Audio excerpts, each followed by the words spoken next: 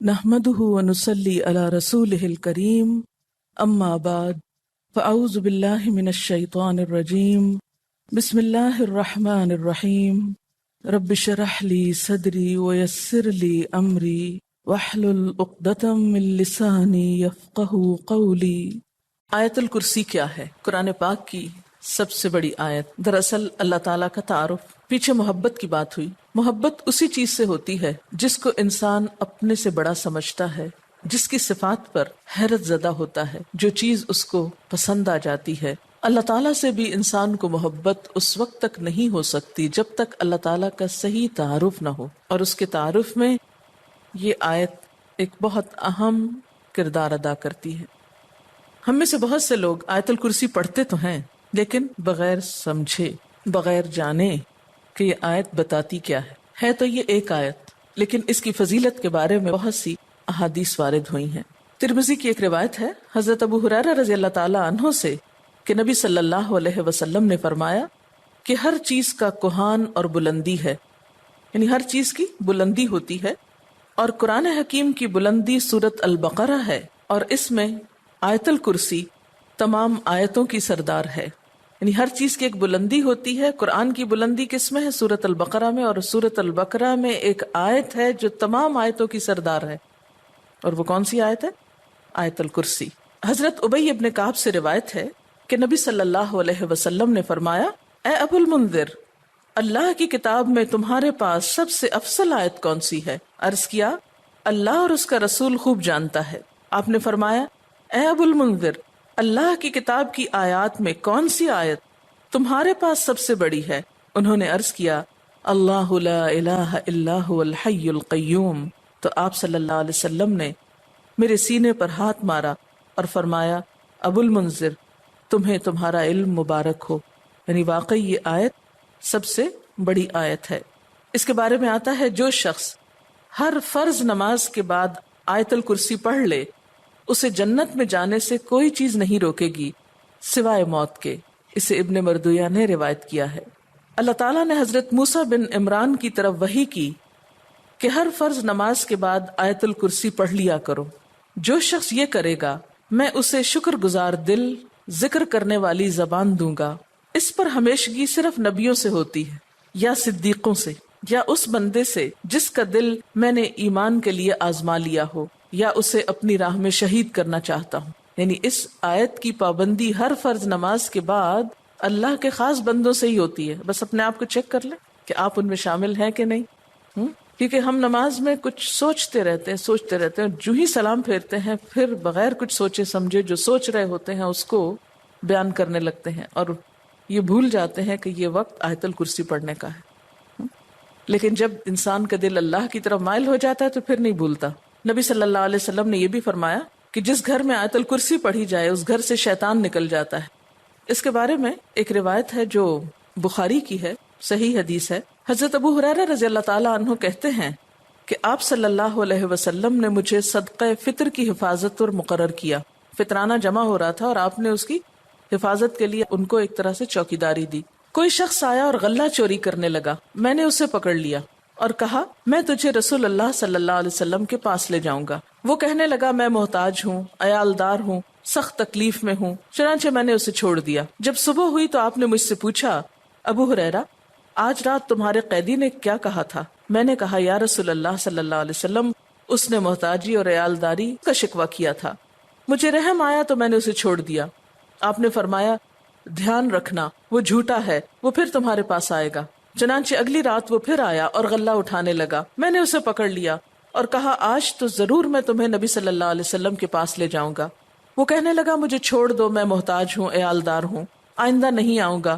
مجھے پھر رحم آ گیا اور میں نے اسے چھوڑ دیا۔ صبح ہوئی تو آپ صلی اللہ علیہ وسلم نے مجھ سے پوچھا، ابو ہریرہ، تمہارے قیدی نے کیا کیا؟ میں نے کہا، یا رسول اللہ صلی اللہ علیہ وسلم، اس نے سخت محتاجی اور عیالداری کا شکوہ کیا، مجھے رحم آ گیا تو میں نے اسے چھوڑ دیا۔ آپ نے فرمایا، دھیان رکھنا، وہ جھوٹا ہے، وہ پھر آئے گا۔ چنانچہ تیسری بار میں طاق میں رہا، وہ آیا اور غلہ سمیٹنے لگا۔ میں نے کہا، اب تو میں تمہیں ضرور آپ صلی اللہ علیہ وسلم کے پاس لے جاؤں گا، اب یہ تیسری بار ہے، تو ہر بار یہی کہتا ہے کہ پھر نہ آؤں گا، مگر پھر آتا رہا۔ اس نے کہا مجھے چھوڑ دو، میں تمہیں چند کلمے سکھاتا ہوں جو تمہیں فائدہ دیں گے۔ میں نے کہا وہ کیا ہیں؟ کہنے لگا جب تو سونے لگے تو آیت الکرسی پڑھ لیا کر، اللہ کی طرف سے ایک فرشتہ تیرا نگہبان ہوگا اور صبح تک شیطان تیرے پاس نہ آئے گا۔ صبح ہوئی تو آپ صلی اللہ علیہ وسلم نے مجھ سے پوچھا تیرے قیدی نے آج رات کیا کیا؟ میں نے آپ صلی اللہ علیہ وسلم کو ساری بات بتلا دی تو آپ صلی اللہ علیہ وسلم نے فرمایا اس نے یہ بات سچی کہی حالانکہ وہ جھوٹا ہے۔ پھر آپ نے مجھ سے کہا ابو ہریرہ جانتے ہو 3 راتوں سے کون تمہارے پاس آتا رہا ہے؟ میں نے کہا نہیں۔ آپ صلی اللہ علیہ وسلم نے فرمایا وہ شیطان تھا جو انسانی شکل میں آ رہا تھا۔ اچھا آپ نے دیکھا ہوگا کہ بعض لوگ اس بات کی شکایت کرتے ہیں کہ ان کے پیسے لاکر میں سے اور تالے میں سے چوری ہو جاتے ہیں۔ ایک ایسی جگہ سے ان کے پیسے چرائے جاتے ہیں کہ جس کی چابی ان کے سوا کسی اور کے پاس نہیں۔ یہ بھی احتمال ہو سکتا ہے کہ اسی قسم کا کوئی شیطان آ کر ایسی حرکت کرتا ہو، تو اس کا حل یہی ہے کہ انسان سونے سے پہلے آیت الکرسی پڑھ کر چاروں طرف پھونک مارے تو پھر حفاظت ہو جاتی۔ آپ گھر سے نکلنے لگے یا ایسے اپنے لاکر کو لاک کرنے لگے تو آیت الکرسی پڑھ کر اس پر پھونک مار دے، تو اللہ تعالیٰ ایک چوکیدار مقرر کر دیں گے، ایک فرشتے کو، پھر کوئی نہیں چرا سکے گا اس کو۔ تو بہرحال آیت الکرسی جو ہے یہ بہت ہی فضیلت والی آیت ہے۔ چلیے اب دیکھتے ہیں کہ اس آیت میں ہے کیا۔ اللہ لا الہ الا ہو، اللہ تعالیٰ اس کے سوا کوئی الہ نہیں۔ الہ کون ہوتا ہے؟ اس کا معنی عام طور پر معبود کیا جاتا ہے، لیکن بنیادی طور پر الہ کا معنی ہوتا ہے خالق، رازق، مالک، حاجت روا، مشکل کشا، عبادت کے لائق۔ ظاہر ہے جس نے پیدا کیا، جو روزی دیتا ہے، وہی مالک ہونے کا حقدار ہے۔ پھر جو ہماری حاجتیں پوری کرتا ہے، جو ہماری مشکلیں آسان کرتا ہے، وہی اس لائق ہے کہ ہم اس کی عبادت بھی کریں۔ تو اللہ لا الہ الا ہو، اللہ تعالیٰ وہی عبادت کے لائق ہے۔ الحی القیوم، زندہ ہے، قائم رہنے والا ہے، دوسروں کو قائم رکھنے والا ہے۔ لا تأخذہ سنۃ ولا نوم، نہ اس کو اونگ آتی ہے اور نہ نیند آتی ہے۔ لہ ما فی السماوات وما فی الارض، اسی کے لیے ہے جو آسمانوں میں ہے اور جو زمین میں۔ من ذا الذی یشفع عندہ الا باذنہ، کون ہے جو اس کے پاس سفارش کر سکے مگر اسی کے اذن سے۔ یعلم ما بین ایدیہم وما خلفہم، وہ جانتا ہے جو ان کے آگے ہے اور جو ان کے پیچھے ہے۔ ولا یحیطون بشیء من علمہ الا بما شاء، اور وہ اس کے علم میں سے کسی چیز کا احاطہ نہیں کر سکتے مگر جو وہ خود چاہے۔ پھر فرمایا وسع کرسیہ السماوات والارض، وسیع ہے اس کی کرسی آسمان و زمین پر۔ ولا یؤودہ حفظہما، اور نہیں تھکاتی اس کو ان دونوں کی حفاظت۔ وہو العلی العظیم، اور وہ بلند ہے، بہت بڑا۔ یہ ہے اللہ تعالیٰ کا تعارف۔ کیا؟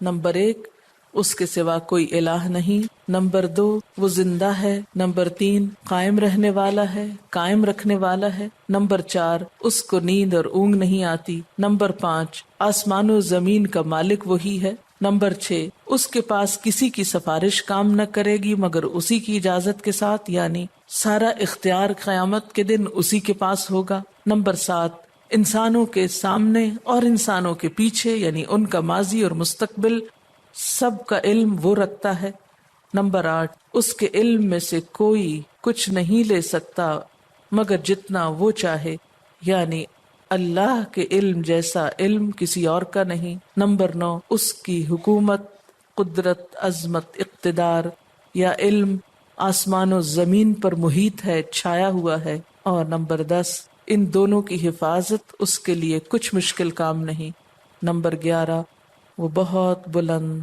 بہت عظیم ہے۔